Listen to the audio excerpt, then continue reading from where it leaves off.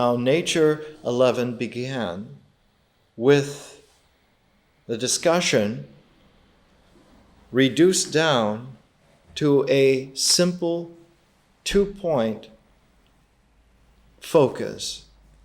The 2 points of the focus of Nature 11 were that as long as you have context and alignment, education is possible. Without context and alignment together, education is not possible. And in Nature 11, we talked about how the context of the person, who it is that we are, whatever it is that we are, is held by life. Life is the context of ourselves, of whoever it is that we are, whatever it is that we are, whatever we do. So that life is the context of the person. But there is a context of life, and that is nature. So that just as life holds the person, nature holds life. Now we need to improve upon by making a finer detail that you could symbolize life by a cup, the cup of life. In fact, the cup of life is known as the Grail. So that one could come to a simple focus by using a higher order of organization. So that the symbol, one symbol, the Grail, as a cup of life, helps us to get the idea of the context in which we occur within the hand of life, and life occurs within the hands of nature. Let's make it plural for nature, 2 hands of nature holding the hand of life, which holds us.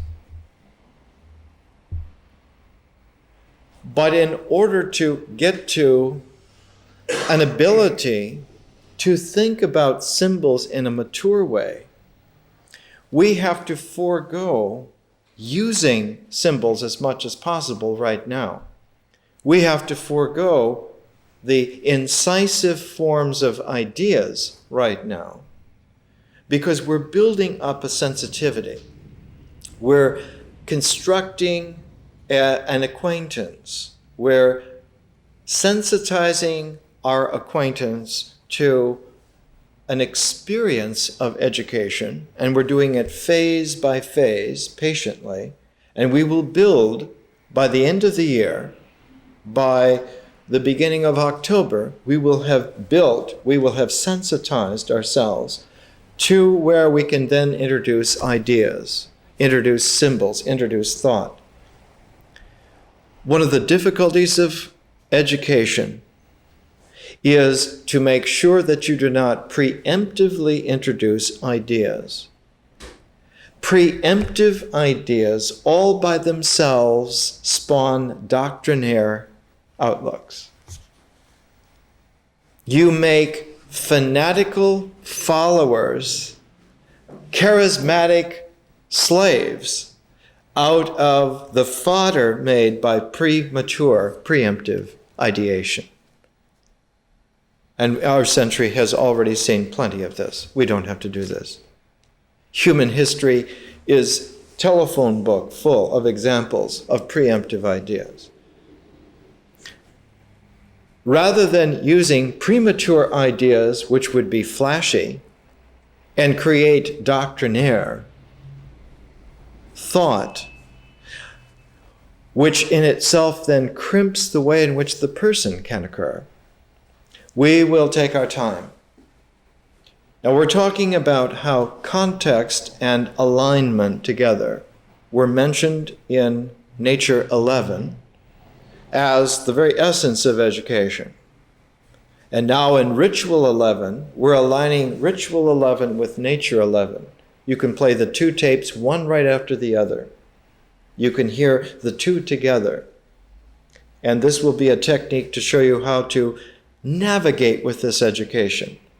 Not only can you attend each lecture as it happens and have that kind of alignment, but there's another whole order of alignment of taking the tapes from the lecture alignment as it occurs in your experience and geometrically arranging them in a whole variety, a new matrix of orders. You could introduce, for instance, a very broad meshed syncopation by taking every other lecture, leaving out every other lecture, and playing for yourself nature 1, 3, 5, 7, and so on. And you could go for any distance that you want with odd or even by excerpting. You would find a different perspective emerging. Or you could take every third tape. Or you could take an example from each of the sections that we will cover over our 2 years and take all of numbers 11. Nature 11, ritual 11, myth 11. So that there is, in terms of permutation, an almost indefinite learning capacity that's here, which is why I use the kind of language that I use. This is not a language of instruction. It's not a language of explanation. It is not a language of description, and it's certainly not sales talk. And it has nothing to do with doctrine. But it's an ambidextrous, multidimensional language meant to be serviceable and usable in an almost unlimited variety of free forms that can be made. In Nature 11, for instance, coming back again, and notice how I will go off on excursions and then come back. And the excursions are not just asides, they're not parenthetical statements, but they're facets. It's like a language. The ancient way of speaking of this kind of language was jeweled. The jeweled style. In the high, late antiquity of the West, there was the jeweled style of language that was at the very end of the classical period. You find it in Dionysius the Areopagite.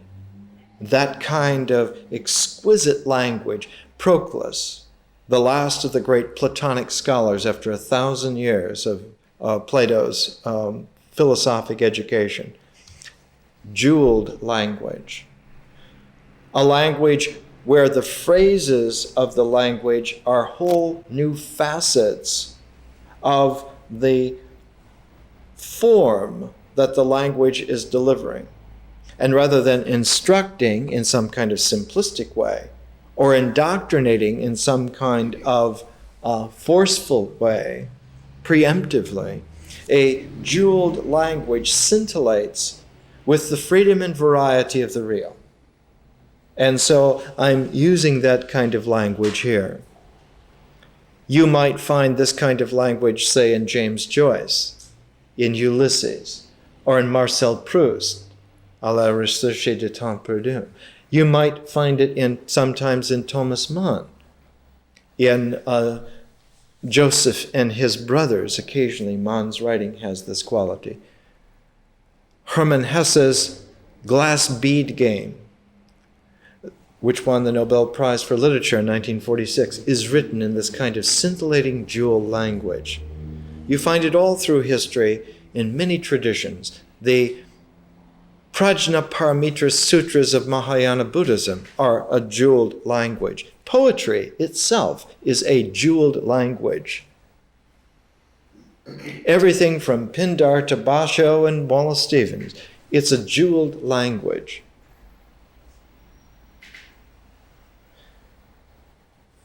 In Nature 11, we talked about how our person, whoever it is that we are, whatever it is that we are, is held by the context of life.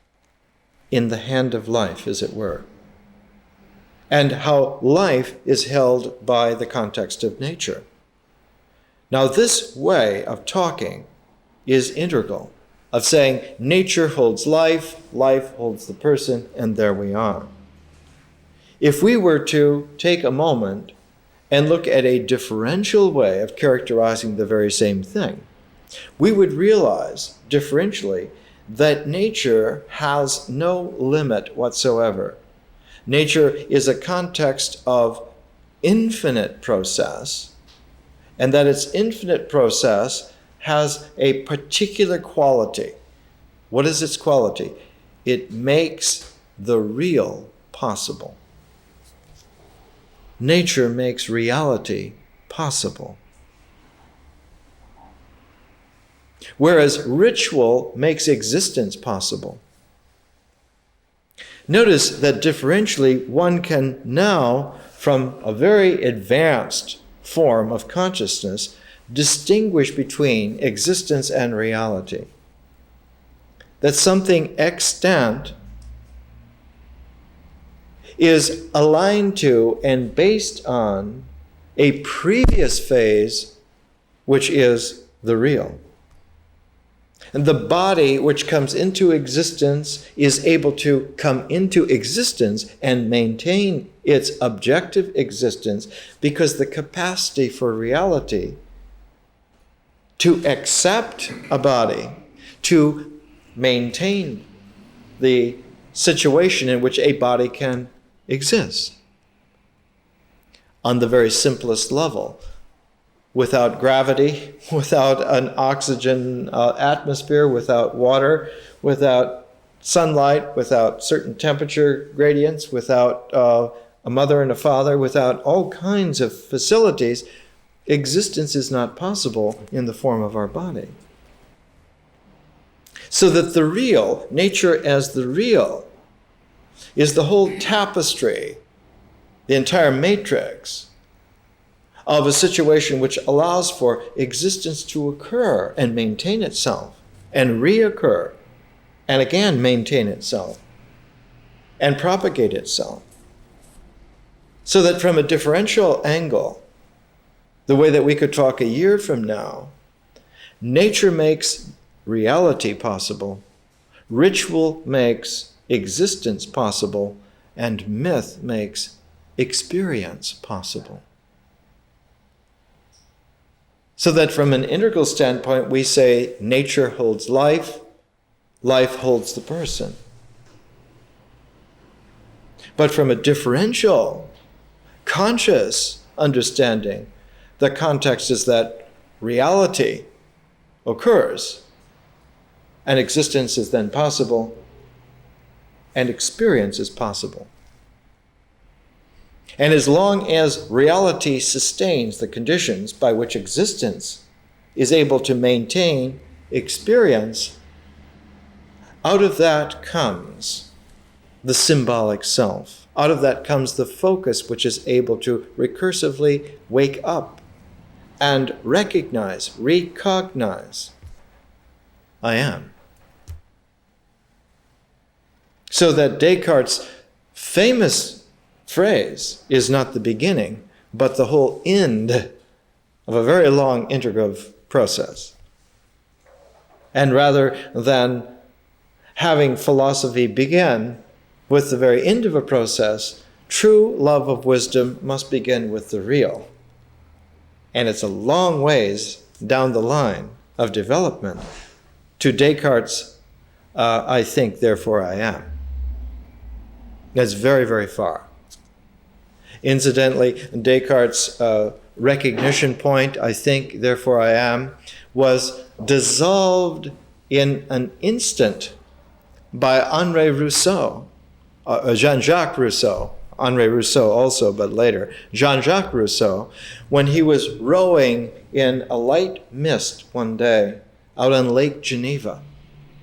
And the whole mountain range surrounding the coast there of Lake Geneva dissolved into the mist, and Lake Geneva itself dissolved, and all of a sudden Rousseau looked down and the mist dissolved his boat, and he himself was afloat in a whiteout. And he realized, and he wrote, Rousseau is very powerful as Descartes.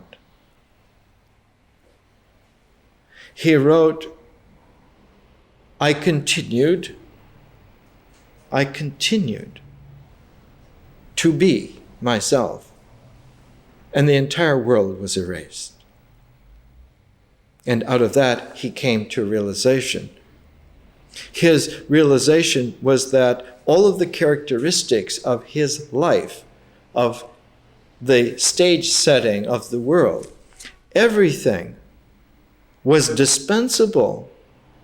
And when it was dispensable, the indispensable, invisible came forth. And so he wrote his confessions, his famous confessions, patterned them on St. Augustine's confessions, because Rousseau wanted to do what Augustine had longed to do. That by writing out everything, by confessing everything about your life, those details then were in a book which could be closed and set aside, and you were emancipated from them. The writing of one's confessions is like making a magical, symbolic amulet of all of the defining conditions and becoming invisible by virtue of leaving them behind. And after the confessions, Rousseau, just to continue for a moment, Rousseau realized that in order for there to be a reality and a life with human beings together, that there must be, on the deepest level, the ritual of reciprocity between them must be raised to level of a written symbolic language. And out of this came his book, translated into English, is The Social Contract, which woke up Leo Tolstoy from his daydreams of being world-famous author, and he read Rousseau, The Social Contract, about the time that he started to do the survey for the population of the city of Moscow, and the portion that Tolstoy had was the slums of Moscow, and counting all of the decrepit people by the tens of thousands in Moscow broke his heart, because he realized that Rousseau was right. Without a cooperation between human beings, we fall apart into a massive decay. And not only is the social contract not possible, but the person is not possible. And eventually the decay of the person and of the population of people produces a decay in life itself. And when life decays, the stench of life decaying goes up like an acrid warning to nature, and nature responds. She refuses to let her beautiful garden of existence go completely to weed. And as the Bhagavad Gita says, she sends someone in to cure. A Krishna or a Christ. Cure this. Higher forms of life have a responsibility to all of the lower forms that went to make them up. Responsibility becomes the hallmark then of evolution. Not only do you become a higher form, but in your capacity to index all of the lower phases, you must take responsibility. Now, when we talked about how nature holds life, and life as a grail would hold the person, we could, in a similar kind of allegory, say that the grail, the cup of life which holds the sacred person, occurs within a tapestry, a matrix of reality, which could be characterized by a journey, by an ongoingness, by a process, a traveling, so that a travel journey like Basho Basho's journey itself is a context which would hold a grail. Only in Basho, it's not a grail that holds life, but it's a language form called the haiku, which holds the indispensable moment of recognition.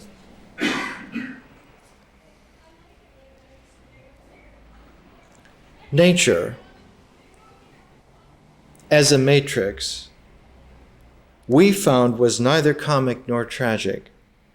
It has comic and tragic qualities, but they're in a wholeness, the tone of which could only be characterized accurately as a mystery.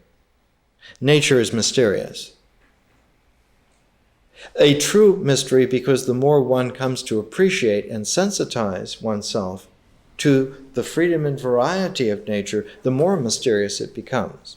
The more you find out about nature, the more mysterious it becomes. Later on, we will find that this is one of the aesthetic realizations about a work of art. A true work of art is capable of indefinite appreciation. The appreciative resonances of a work of art go on. And so, too, the appreciation of the mystery of nature goes on and on. But ritual has a definiteness which comes into focus. And if we don't go far enough, the ritual will not be exact. If we go too far, again, it will lose its exactness. So these two hands are the context. This is nature. As they come together,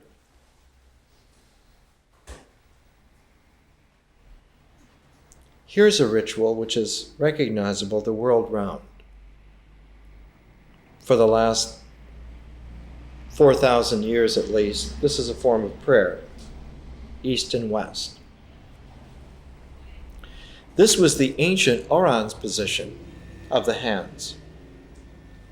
Prayer used to be like this in Paleolithic times, so that when there was archaic visions in the classical era, where people were thrown back into, because of tremendous crises, where the whole civilized form that had been taught to them was completely ground up, and they were thrown back, you will find in the catacombs under cities like Rome, for instance, you will find an ancient portrayal before Christianity.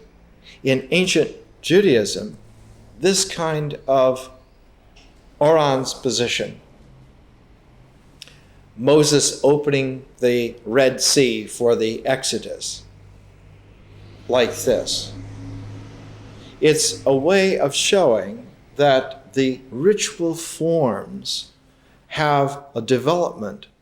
They have an exactness which occurs, but in any given age, the effectiveness of the ritual is the stage that the evolution has reached.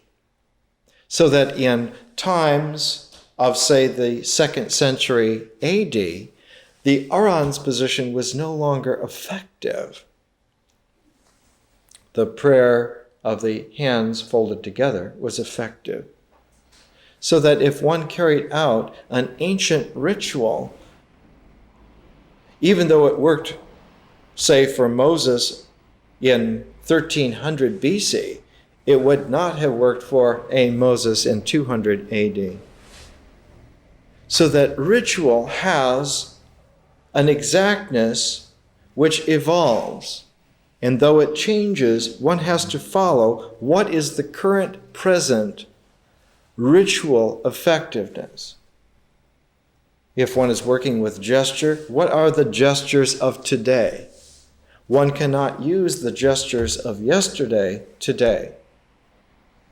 And so good ritualists are always keeping track of the exactness of ritual, not to be caged by it, not to be imprisoned by habit or by rote, but to sensitize oneself to the minute adjustments that occur.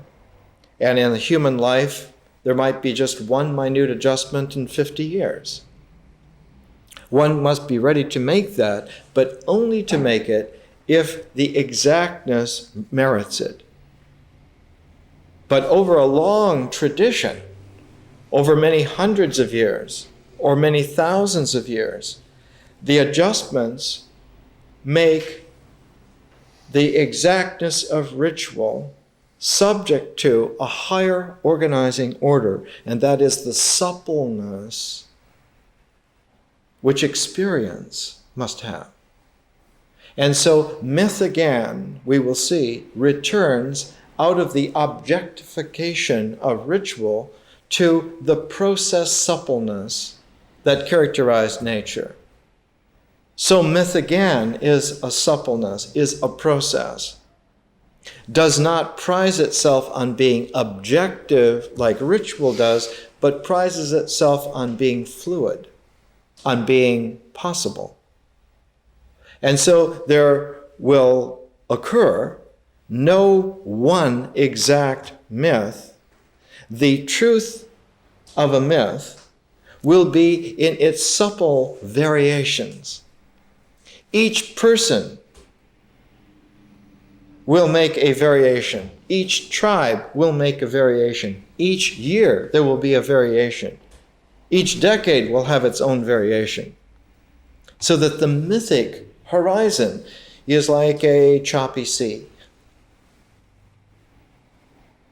It's never the geometric plane surface that ritual seeks to attain.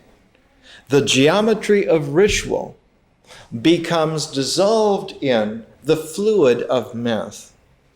And so language, in its reality, language will have this kind of flow again, which makes it very akin to nature. And what language makes possible is experience. Myth makes experience possible.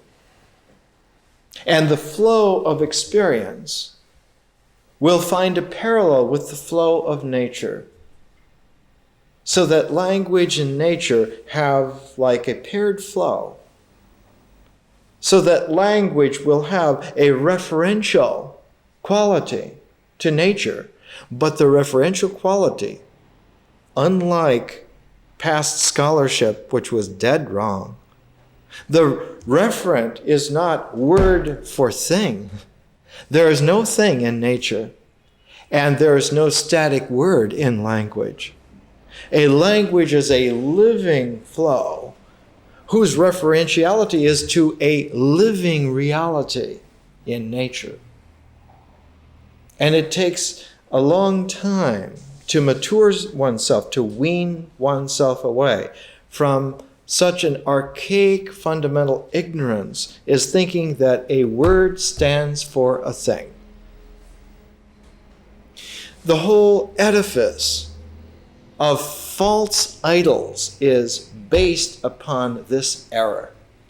The entire sacrilege of the graven idol is founded on this misperception.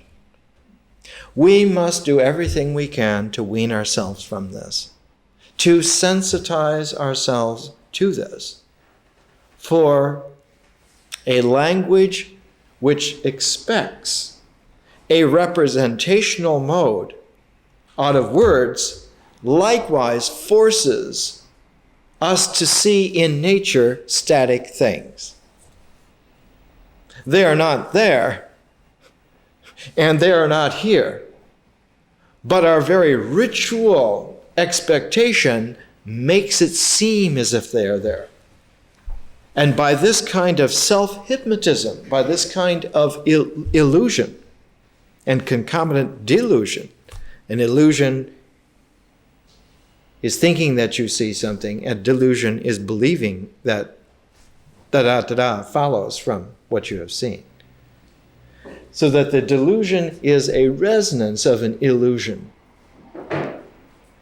Now, it's important for us to break, to snip, to get in the bud this whole representational fallacy. Because the kind of expectation that there be a thing in nature which is the exact referent for the exactness of the word leads people into the stupidity of asking for definitions of what you mean. What do you mean by such and so? Let me have your definition. This is a severe, erroneous process. And the first person to pay attention to this process, the first doctor of civilization to accurately diagnose the illness and prescribe the cure, was Socrates. And Socrates showed that definition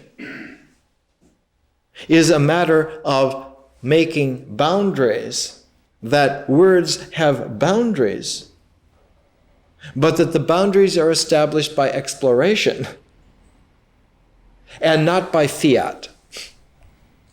You cannot make definitions by definitions. That's a vicious cycle. It's a vicious circle. And it leads then to the inculcation subconsciously of the ritual existence being projected out so that the expectation carries with it all the time the seeming validity of existence. And the famous phrase is, that's the way things are. You must do such and so because that's the way things are. This is realistic. This is practical. These are the definitions. This is the instruction which you should have. This is the doctrine of understanding which you must learn. That entire entourage, that entire spectrum is fallacious. And the taproot, the poisonous root of all of it, is the failure to understand that representation in language is not a cut and dried referential to things in nature. In no way does that ever occur. And so, on the mythic level where language first comes into play, men and women of great, vast experience with existence, a lot of understanding with life, and a deep resonance with nature and its mystery, always give variations so that the language is scintillating. The words modify constantly through use. The myths have variations constantly through telling.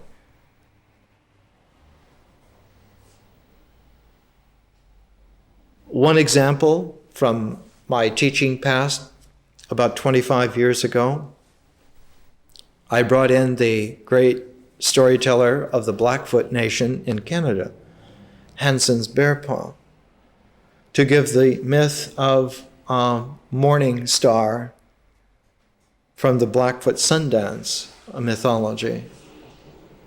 In standard mythological textbooks, the written form of the myth was maybe 2 pages, 3 pages at the most.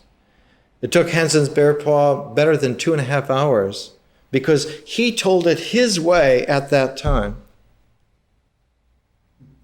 And the telling of it was modified by this jewel-like language, which I'm using now, modified by the conditions, by the situation, by the capacities, by the moment, so that a mythic language, when it is true, it is always changeable. It has an iridescent quality to it by which you can tell that it's true. An organic mythic language which is untainted, it has a vibrancy to it that is captivating because one has never quite seen it like this before. And so the mythic horizon of experience, when experience is resonant to the real, when myth and nature are tandem in their freedom and variability, there is a charismatic scintillation that is there which makes present moment alive. When you tell stories to young children, 3, 4 years old, and you tell them stories in the mythic jeweled style, they're captivated. They're dissolved into the story. They inhabit the story. They become a part of that story, and it never leaves them. Even though they may box that up later as jaded teenagers and set that box on some kind of shelf as powerful young adults concerned with other things, and even forget about it when they're in the life-building, portfolio-building stage of life.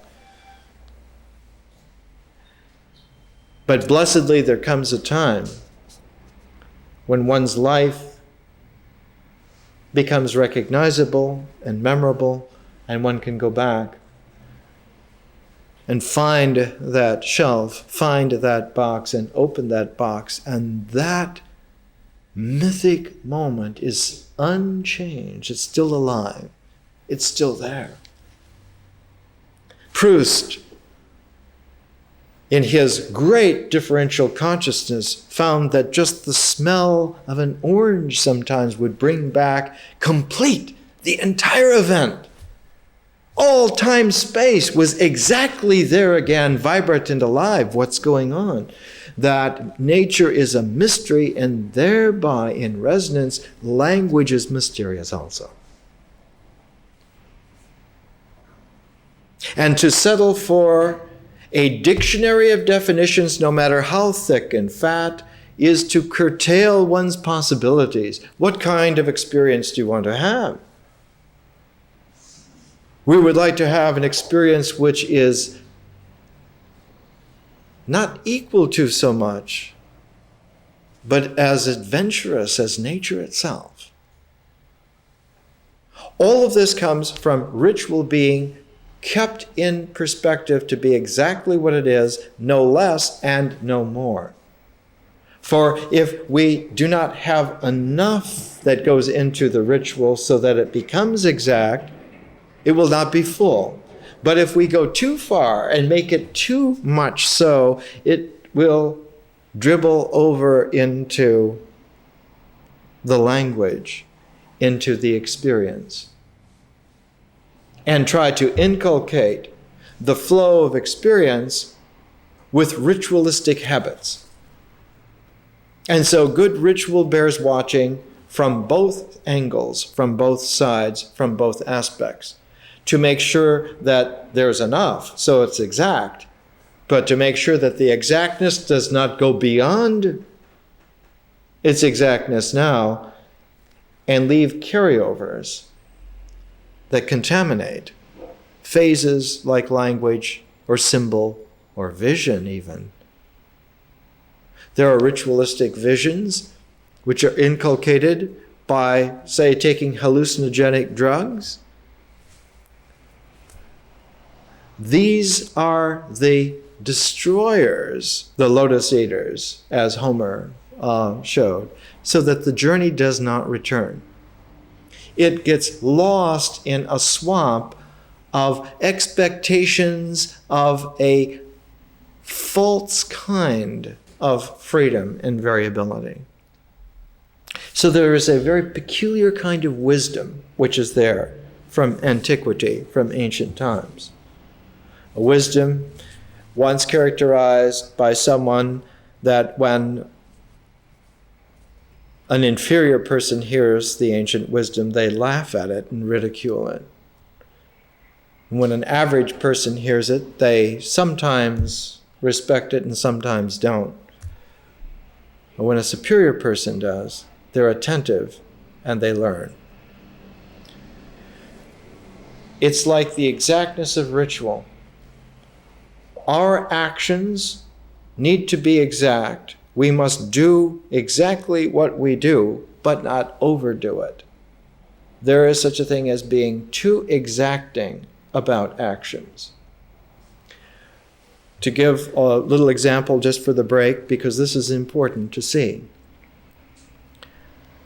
When a baseball pitcher has a 3-2 count and bases loaded and the game on the line, a young pitcher tends to overthrow the ball because he tends to try to put extra on the ball, or he tries to really aim the ball. You always walk the batter. They always walk in the winning run. Whereas an old seasoned pitcher knows, do not overthrow the ball. The phrase is, stay within your game. You throw it the best that you can within the game that you're throwing. And instead of aiming the ball, you participate with the situation. Another example, my old friend Manly Hall, when he was a young man, was learning to do certain kinds of ritual actions with the Morongo Indians out in the Mojave Desert. And when he was starting to learn to shoot bow and arrow, he would aim the arrows. And finally, one old Morongo Indian came to him and said, you will never be able to survive if you had to hunt for game that way. You cannot aim arrows. Well, how do you shoot, he said. And the old man showed him that you shoot from the hip without aiming. If you are one with the reality of the situation, where the game, the bow, the arrow, your need to eat, all of that comes together, you will have the game. It's like the child hearing the story. You become dissolved into the mystical participation of the reality, and therefore your action is exacting all the time. Whereas if you overdo it, it will go astray in infinite number of ways. If you underdo it also. So the exactness of a ritual comportment is not the exactness of figuring out a doctrinaire, habituated, rote response. That is inculcated by the importation of a representational model back upon action. Ritual is not maintained by rote. Ritual is maintained in its health by participation and repetition in that way. A good drummer plays his drums in the rhythm that he is using. He doesn't pre-think the rhythm. He would miss the drum stroke. A good pool shark never angles the shots in his head. He angles the shots on the table. If you try to prejudge hustling pool, you're going to lose a lot of money quickly. This whole introduction this morning of Ritual 11 is meant to show that context and alignment together have an exactness, but that the exactness occurs out of a participation with the mystery of nature, and then, as we will see, allowing for language, the language of experience, to resonate with nature and not to be a byproduct of the action. For if we make language, if we make myth a byproduct of ritual, then in this reciprocity that characterizes ritual, ritual inculcation will not only infect language, but language processes will infect ritual. Let's take a break and we'll come back. I brought a Japanese print from my collection, and this is of Basho. And there are terraces here with the pools and the moon reflection in each of the little terraced sections. This is a famous view from Sarashima village. And this was the view from the end of the journey that Basho took just before he came back and began to envision his lifelong culminating journey to the deep north. And this is the haiku that he wrote. First day of the year, I think longingly of the sun on those paddy waters. Now, the traditional Japanese aesthetic was to go to Sarashima village to view the moon's reflection in those paddy waters, so that you would see hundreds of moons reflected. What Basho saw was the sun reflected on each of those instead of the moon in his mind. Now, what's interesting is that you would not see the sun as a form physiologically, because the sun is so bright, you do not see a sun circle. You would just see a glint, a sheen, a brilliance. To resolve out of the flash of sunlight, the sphere of the sun takes a very clear mind. It takes a Zen mind to do this. And in a way, Basho's haiku shows the great maturation of the clarity of his mind and the desire also, in a very human way, to experience a little bit of the warmth of the sun because his body was getting old. And he realized that this was a time in his life where he needed to make his long journey now before he was too weak to do so. And so this haiku has many resonance to it. The resonance of the conditions of his life, the need for a special kind of a viewing, and many other aspects. When he begins his journey is like this landscape scroll behind me. This is also from my collection and is an original.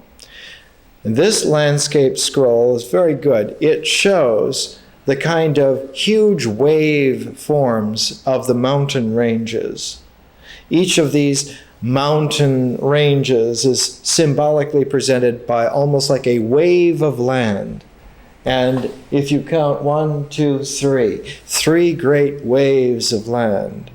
And the journey through here is not only through mountain, but you can see mist and also waterfalls and river.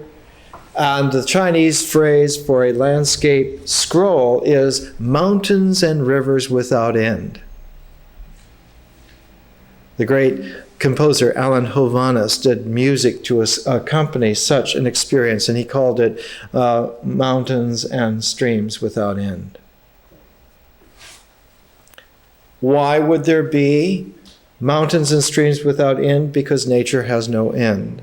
And if you are participating deeply with the resonance of the real, then your journey will be without end.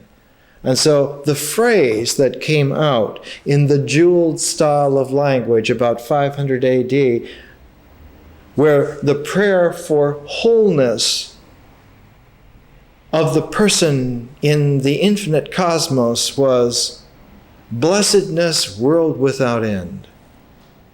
But the phrase out of the prayer of the jeweled style, world without end, was excerpted in the late Middle Ages and put into a formulation of the Mass, the Eucharist. And so the stock phrase is world without end, put in a reductive ritual way, and countless priests have uttered it without understanding it at all. And even more countless congregations have heard it, and it just passed over as part of the rote record of a ritual that they expect will work because it has some kind of efficacy out of some traditional, who knows what. They should know. This is the way the world reduces itself to chaos, through not being able to participate with the resonance of the real, so that the mystery of nature vivifies one's experience. And out of one's vivified experience, the language is the record of the vibration of one's feeling. And we will see in a couple of weeks that the truth of myth is the intelligence of feeling. Feeling is enormously intelligent. Before the mind is intelligent, feeling is intelligent. The proof of this is music. There are no philosophic statements in Mozart's works, but his music is as intelligent as you ever need to be. But it's an intelligence of feeling, and that the intelligent form of musical composition delivers feeling as an ultimate language. Music is an ultimate language of feeling. And one can learn not only to speak, but to appreciate this, to compose in this way. One later on, in a kind of an aesthetic observation, can talk about the ideas that are there in a musical composition. But this is after the fact, and it's a differential appreciation. It's not at all necessary for the experience. We will see that myth flames out of existence by virtue of the heat of feeling, by virtue of the energy of feeling. And language is the dance of the fire of feeling, which comes directly out of a resonance to the mystery of nature. So that put into a more succinct form, one could say that the mystery of feeling is being tuned to the mystery of nature, that nature and feeling, so that language is the dance of form of feeling when it's resonant to the mystery of nature. And of course, just as nature can be reduced to some static expectation of things, staying where they're put, and being only what they are by exactness of definition, one can, in likewise fashion, think to expect to reduce language down to some kind of dictionary rote finality. There are many so-called advanced cult groups that pride themselves on being able to use dictionaries really precisely. And the whole object is that this process is somewhat suspect in its entirety. A language which is vibrant and viable is vibrant and viable because feeling has its dance with the mystery of nature. The referential meaning of words is not to things, but in resonance with them, so that the bridge of ritual, which is characterized by the existence held together by the glue of reciprocity, has its resonance so that nature and language reciprocate together. And words have efficacy, they have viability, because they are in reciprocal resonance with the reality. And so words are not representations of things in nature, but they are more exactly resonant occurrences. So later on, when we come to understand symbols, we understand that symbols are presentational. Symbols never represent something else, they present themselves. And what they present the occurrence of languaged forms, which are the intelligence of feelings in resonance with the mystery of the real. So that when symbols become objective, we will see their objectification is not an objectivization of representations, no matter how honed, no matter how tightly glued together. A symbol is not an aggregate of representations. You cannot define a symbol by a list of what it represents, what it synthesizes into some kind of working unity. This entire process is suspect and linked together again with the flaw that we talked about earlier. The flaw being, if you think that images represent things in nature, your erroneous journeying has gone very far from the real already. We will see in myth that images occur, and their occurrence has a reciprocity with resonances in nature. But one must be attentive to allow for the exchange of the images in feeling with the natural occurrences. And so a mythic storyteller is very alive to the fact that the words that he is using are alive and exchanging with the process, the mysterious process of nature, and in exchanging with them, the mysterious processes of nature are coming in and giving reality to the language, so that a language which is true is never true because the definitions are known.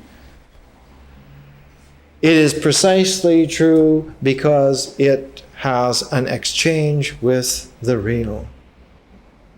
And to reduce that down to some kind of referential one-to-one is a projection from a false sense that identity gives. Identity being I am I. I think, therefore I am, is a variant of this identity, which is a flawed amulet. A is not A because A equals A. A is A because it is. And so the arbiter here is the objectivization that comes in existence. But we have to be careful to not allow it to be anything other than what it is, only exactly what it is, no less and no more. This is why the historical Buddha's sutra, the Satipatthana Sutra, is called the Mindfulness Sutra. Even though there's no mind in the body, one is mindful. One is mindful because one must keep the mind open. You're not mindful to keep it defined, you're mindful to keep it open, so that mind does not in any formed way interfere with the action. If the mind is mindful of itself, the resultant will be openness, purely, simply. And by keeping the mind mindful of itself and maintaining openness, it allows action to be exactly what it is, no more, no less. This is the very nature of the Zen journey, like The Narrow Road to the Deep North by Basho.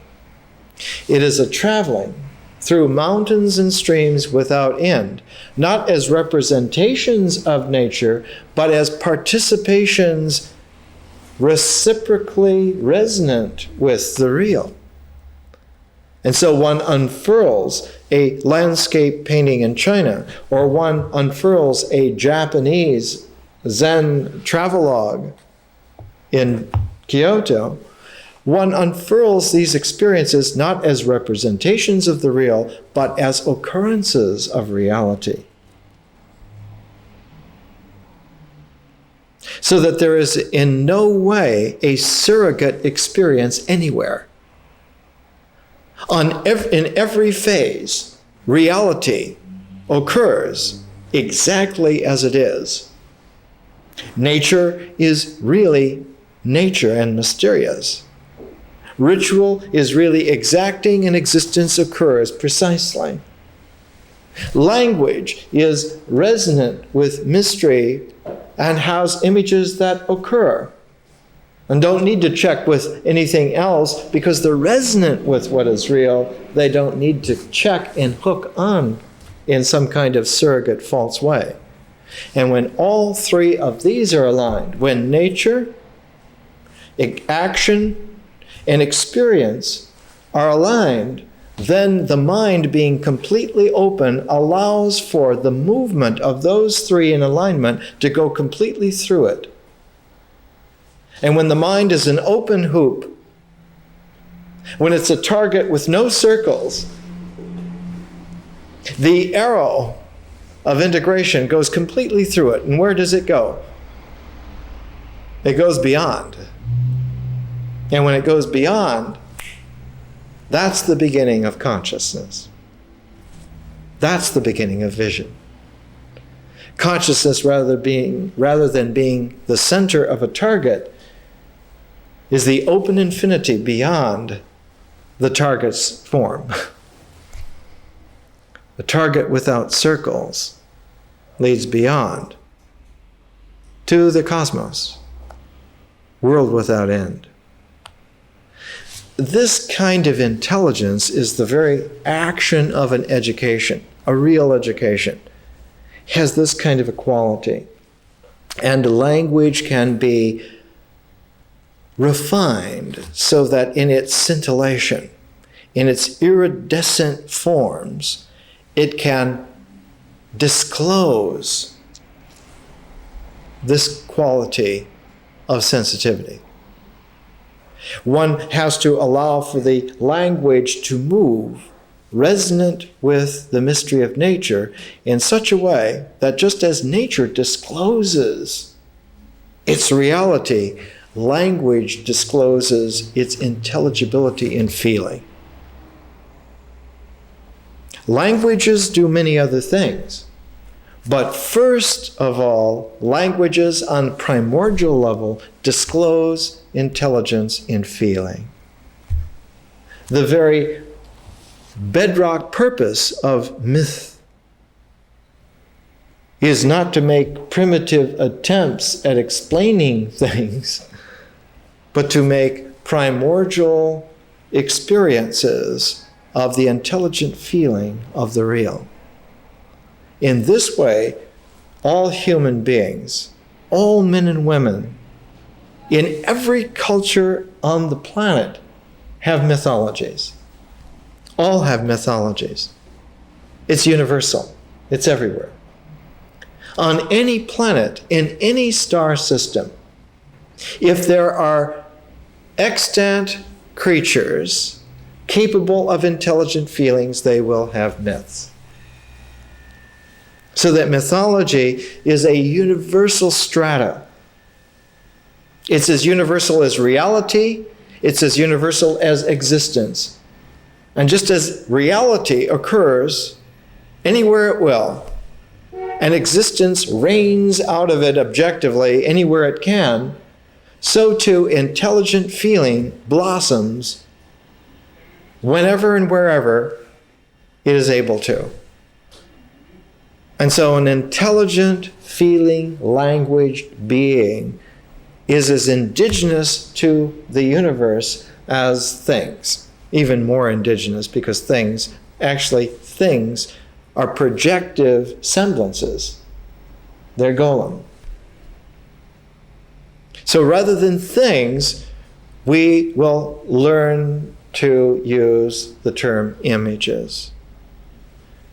When we come to myth and come to the whole discovery, the sensitizing in our education of myth, we'll find that the ball bearings on which the whole process of language flows is on images. Language flows on the ball bearings of images.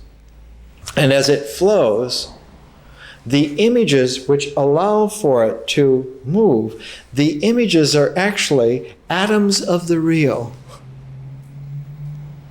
Rather than the images standing for something, the images have exchanged places with qualities of the real that allow for nature to move. So that in a really sacred mystery language, when one speaks that right, that word creates. Let there be light. It creates light. That kind of sacred language creates the very photons that occur, creates the very momentum that allows for photon movement to occur, creates the very reality of space and temporality that allow for that movement to have some kind of sequence and context. We will find that a good language is really spectacular, really very sacred. It confers the real.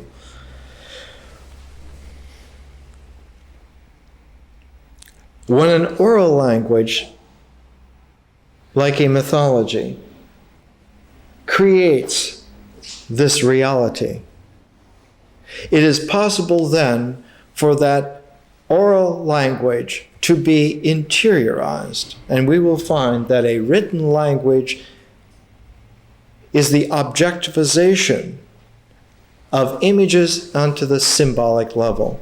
A written language is symbolic. When you write it down, then an objectivization has happened, which is concomitant to and parallel to existence. And just as existence comes out of nature, symbols come out of language and are real. The deepest mysticism of the desert was always the saying, "It is written." Because in this way, when it is written in this way, it cannot be effaced from the universe. It has more tenacity of objectivization than existence itself, because higher orders are always stronger than the lower orders. And think how tenacious existence is, not just existence of life, existence of any kind of composite structure. The most tenacious of all structures in this universe is the proton. And the proton lasts 10 to the 43rd power years. That's a long time. There's many billions, many, many billions of years, trillion. 10 to the 43rd. So that existence has a tremendous tenacity. But the mind, which symbolically is there, indexing it on a higher order of power, lasts longer. And as we will see, the person, the spiritual person, is lasts even longer than that.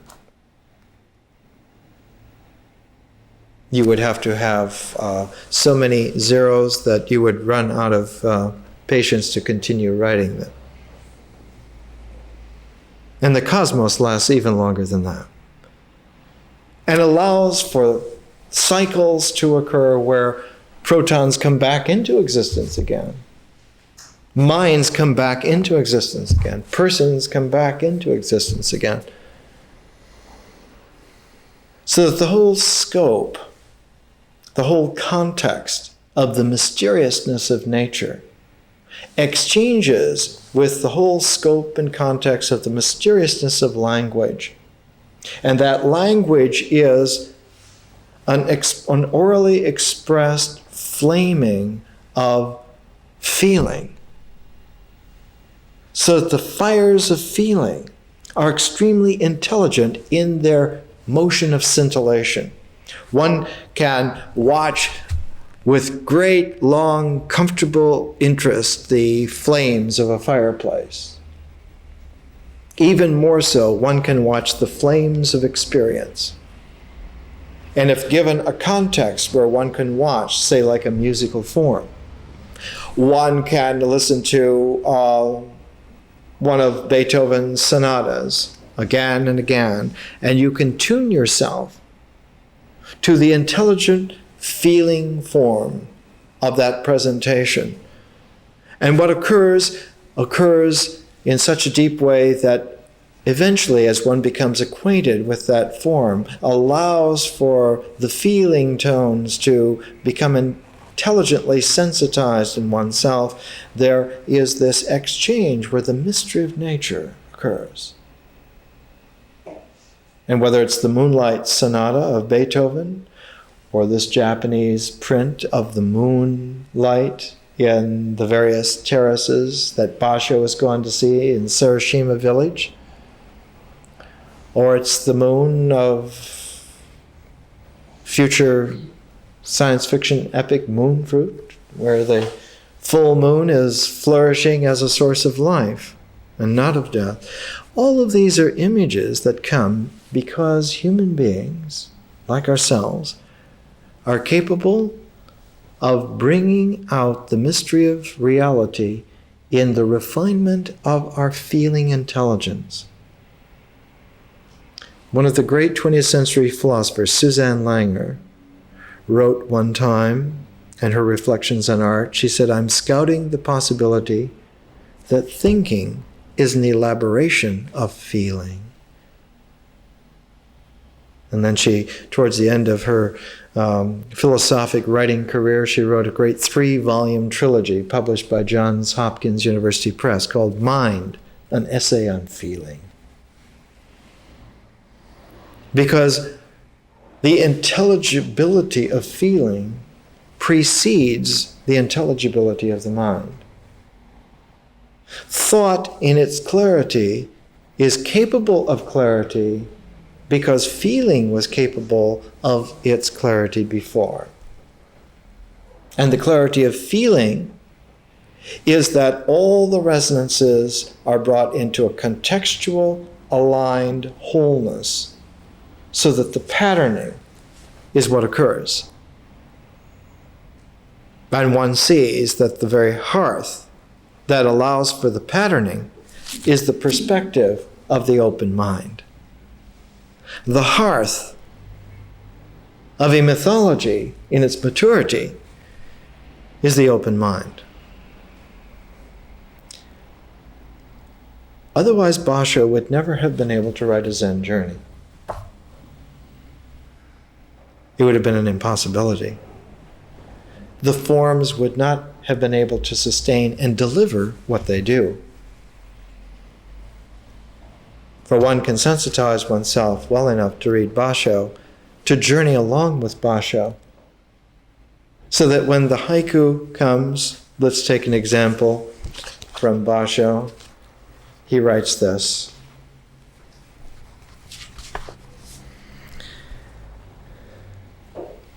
I myself walked between trees laden with thick foliage, with the distant sound of autumn wind in my ears, and the vision of autumn tints before my eyes. There were hundreds and thousands of pure white blossoms of unohana in full bloom on either side of the road, in addition to the equally white blossoms of brambles, so that the ground, at a glance, seemed to be covered with early snow. According to the accounts of Kyosuke, the ancients are said to have passed through this gate dressed up in their best clothes. Decorating my hair with white blossoms of unohana, I walked through the gate, my only gala dress. And we too walk nude through the gate of realization, clothed only with the full blossoms of the mystery of nature. It's this quality of exquisiteness that inhabits a mature sacred language, that is to say, a mythology. Before there are ideas of the sacred, long before, there are the intelligent, recognizable feelings of the sacred. In fact, the presence of the sacred in feeling occurs much, much before the mind can even recognize it. The reason being is that the sacredness of the mind is openness, and would have to recognize itself first before it recognizes anything within it as also sacred. You cannot build up from recognizing sacred things to having a sacred mind. That's the impossibility of the delusion of the graven image philosophy. What does the Code of Moses say? Thou shalt have no other gods before me. Because if you put other gods before me, you try to prorate on the basis of them what I might be. And Moses was given the non-tautological, open-ended expression of the divine on Mount Sinai. The phrase accurately translates, I will be what I will be. When they say, who has sent you? Tell them, I will be who I will be has sent you. But through belabored, reductive translations, the phrase came out, I am that I am, which is a Cartesian kind of scrabbling of the ancient Hebrew. The Hebrew correctly says, I will be what I will be, which is an open, spiraled circuit. Instead of tautology, A equals A, it's A yields A to the nth degree. And if A yields A to the nth, then instead of having a closed circle, one has to have an open spiral that opens asymptotically. And that form of the spiral that opens asymptotically is one of the great symbols, one of the great high symbols of the reality of the mystery put into the mystery of nature, put into the symbolism of history. There is a chambered nautilus seashell that opens asymptotically in that way. And that chambered nautilus seashell, at one time in ancient India, referred to as a conch, was a sacred horn that was blown from the back of elephants with great plumes of feathers around to announce the victory of the real.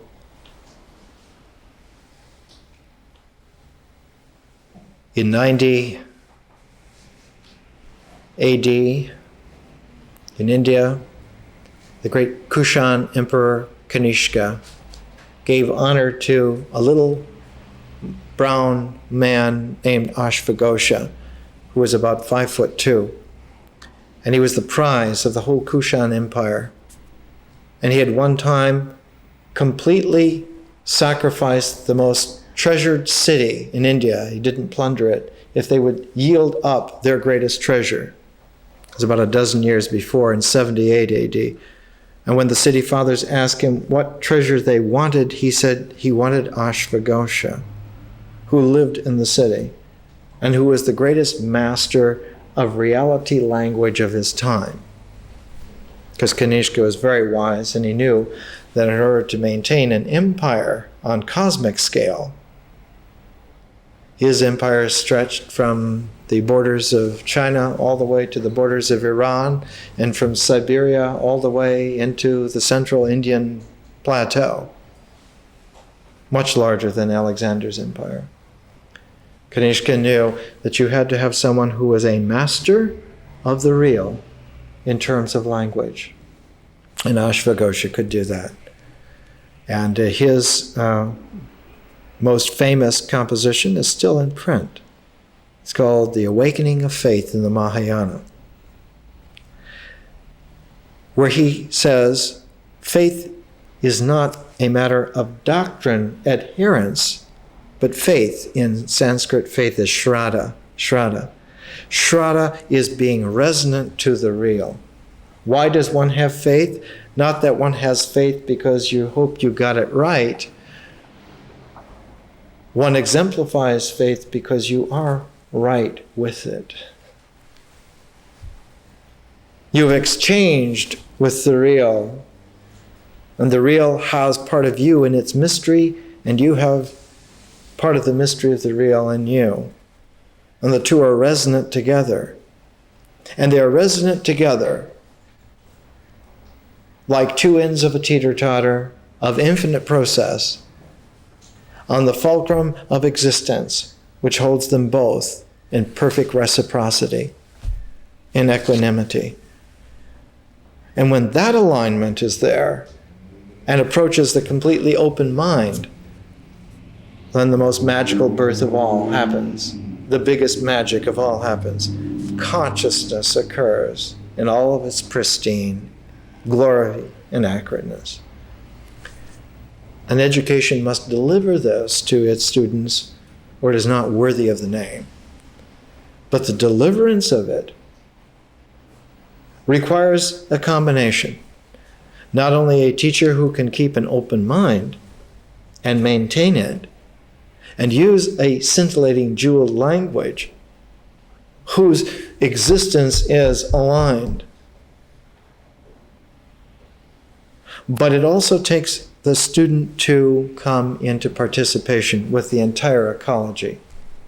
It's your participation with the entire ecology that is the working trigger. You are the arrow.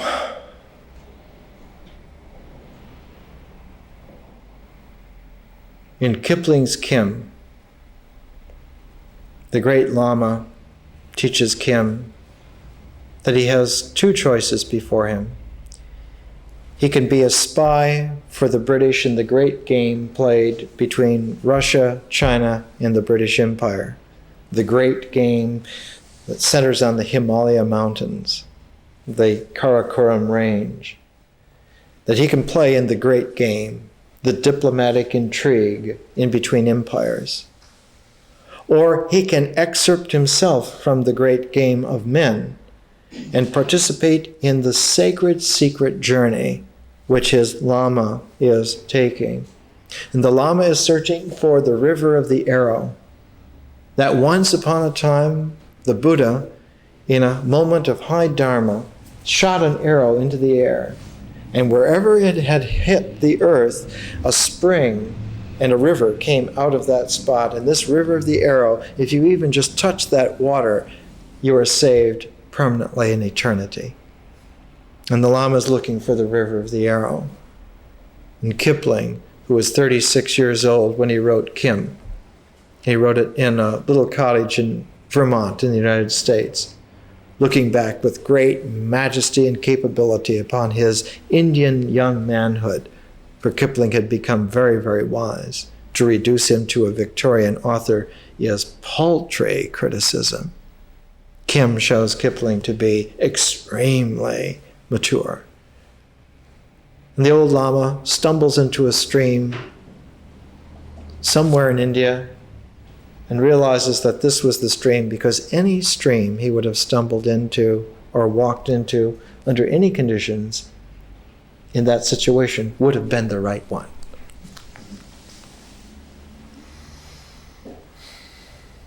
And Kim's tears participate in the flow of the water off his Lama coming out of the stream because he realizes that the Lama was right. Is the Lama has been saved because Kim learned to have trust in his Lama. He was also saved permanently, forever. If a Victorian writer like Rudyard Kipling can get it, surely people in the 21st century who are not Victorians at all can manage somehow to intuit some of it. The education has several nodes, and at each of those nodes, at each of those joints of articulation, instead of continuing with that phase, I stop that phase, and before starting another phase, I put an interval. In between nature and ritual, we had an interval characterized and presented by the Tao Te Ching. In between ritual and myth, we will have a second interval. It will be presented and characterized by the Mundaka Upanishad. So you might want to now look ahead, foresight, and get a copy of some translation of the Mundaka Upanishad and just begin to acquaint yourself with it. Mundaka comes from the Sanskrit mund, which means to shave, like a razor. So the Mundaka Upanishad is the razor's edge truth saying. It presents what in high medieval Western philosophy was known as Occam's razor. William of Ockham was one of the great logicians of all time. Had he not lived in the 14th century, he probably would have been as famous as Wittgenstein. Occam came to realize that the best logic is able to shave off the extraneous. So all that is left is absolutely necessary to present the form exactly as it needs to be in order to work. And if you apply this principle to logic, the arbiter of what is useful is neither true nor false, but what is real. And on that basis, what has come a long ways in learning to be discerning. Because if you look for language to be able to speak the real, rather than be true or false, then one has excerpted oneself from the false alignment characterized later on by the Aristotelian syllogism. If this is so, and if that's so, then this must be so. All of that is suspect. And in fact, 50 years before Aristotle ever codified the syllogism, Socrates was busy in the Forum of Athens showing person after person, speaker after speaker, sophist after sophist, that their way of proceeding in this kind of language alignment led to confusion every time. Because you can make a form of inquiry that alternates between pro and con, between this position and that position, between true and false. And if you have a process of inquiry, if you have a language that alternates between pro and con in a measured way, eventually the measured resonance of that inquiring language produces an effect. It elicits from the mystery of the real a realization, a recognition. And just as your language disappears back into the mystery comes and presents itself in the very center of the motion of the language. The Greek word for that sudden appearance of the divine is called epiphany. a language is true when it is the context for an epiphany. And so the very process of praying right, the process itself elicits the presence of the divine. When he was carving a stone for his garden, Carl Jung looked at his doorway one day, and he realized that the symbolic center of his garden of Bolligen was not there in the cube-like stone that he was fashioning, but was in the threshold to the very house itself. And he wept for all the hubris and pride that he'd had of trying to make a symbol that would be powerful. So he went to the doorway and he carved over it, "Called or not, God is there." Enough for today.